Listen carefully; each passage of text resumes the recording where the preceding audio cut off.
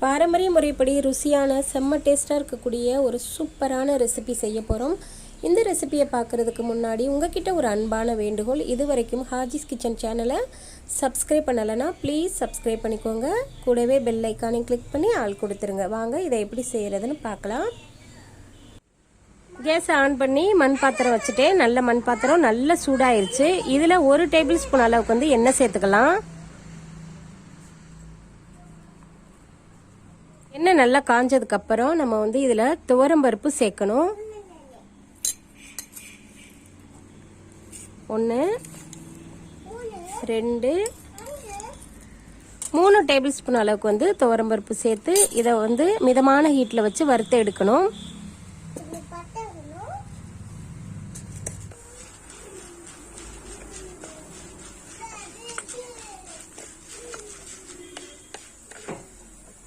துவரம்பருப்பு நல்லா வறுபட்டு வந்துருச்சு.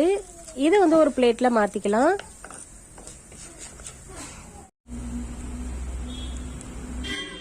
துவரம்பருப்பை வறுத்து ஒரு பிளேட்டுக்கு மாத்திட்டு அதுக்கப்புறம் நம்ம வந்து இதுல இதே எண்ணெயில வந்து காஞ்ச மிளகாய் 10 காஞ்ச மிளகாய 1 2 அப்படி கிள்ளிட்டு சேர்த்திருக்கேன்.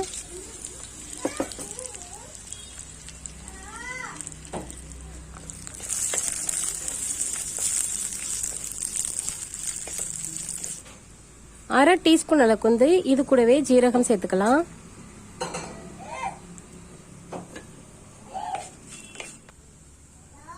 ரெண்டு கொத்து கருவேப்பிலை சேர்த்துக்கலாம்.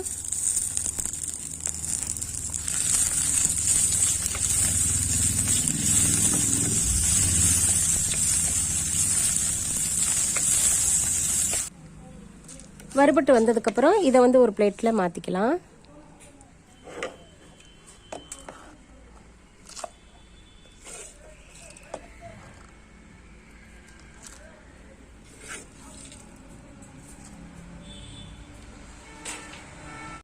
குட்டி லெமன் சைஸில் புளியை வந்து ஊற வச்சுக்கணும் 10 நிமிஷத்துக்கு முன்னாடியே. ஒரு 3 டேபிள் ஸ்பூன் அளவுக்கு மட்டும் தண்ணி சேர்த்தா போதும். இதில் ரொம்ப அதிகமாக தண்ணி சேர்த்துற வேணாம். புளி ஊறுறதுக்கு தான் நம்ம வந்து தண்ணி சேர்க்குறோம். இப்போ அரைக்கிறதுக்கு ஒரு மிக்சி ஜாரை எடுத்து வச்சுக்கிட்டேன். வறுத்து வச்சிருக்க வரமிளகாய் கருவேப்பிலையை சேர்த்துக்கலாம்.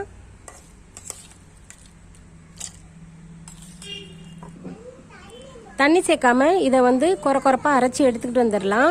எடுத்துகிட்டு வந்ததுக்கப்புறம் இதில் வந்து துவரம்பருப்பு சேர்த்துக்கலாம்.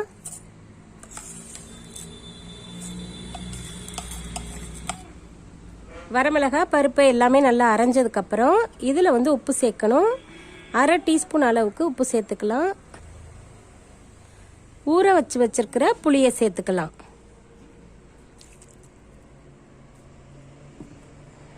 இதை இப்போ நம்ம வந்து நைஸாக அரைச்சி எடுத்துகிட்டு வந்துடலாம்.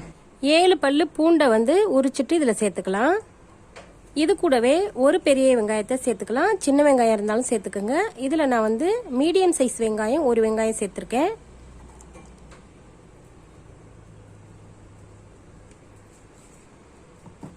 இதை வந்து ஒரு சுற்றி எடுத்துக்கிட்டு வந்துடலாம். எல்லாமே நல்லா அரைப்பட்டு வந்ததுக்கப்புறம் இதை அப்படியே நல்லா சுட சுட சாதம் வடித்து அதில் போட்டு பிசைஞ்சு சாப்பிட்டோம்னா ரொம்ப சூப்பராக இருக்கும். கொஞ்சம் டிஃப்ரெண்ட்டாகவும் இருக்கும். நீங்கள் வந்து ஒரு முறை ட்ரை பண்ணி பாருங்கள். உங்கள் எல்லாருக்குமே ரொம்ப ரொம்ப பிடிக்கும்.